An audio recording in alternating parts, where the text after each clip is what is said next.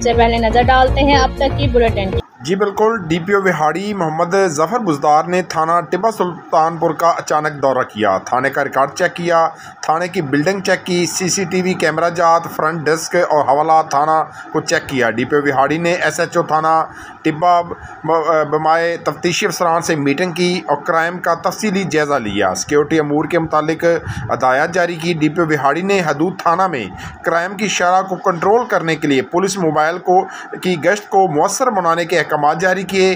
मंशियात डीलरों के खिलाफ कार्रवाइयों को मजीद तेज़ करने का हुक्म दिया और मुजरमान इश्तिहारियों की गिरफ्तारी तरजीह बुनियादों पर अमल में लाने का हुक्म दिया। ड्यूटी में गफलत, लापरवाही और करप्शन के किसी भी सूरत में बर्दाश्त नहीं की जाएगी। डीपीओ विहाड़ी मोहम्मद जफर बुजदार। जी। सर्दियों में नज़ला और जुकाम बनते हैं कई बीमारियों का सबब। डेटॉल सोप के रोजाना इस्तेमाल से सर्दियों में बच्चों को बीमारी से शील्ड करना है आसान। इसका जर्म डिफेंस प्रोटेक्ट करे 100 बीमारी फैलाने वाले जरासीम से और दे यकीनी हिफाजत।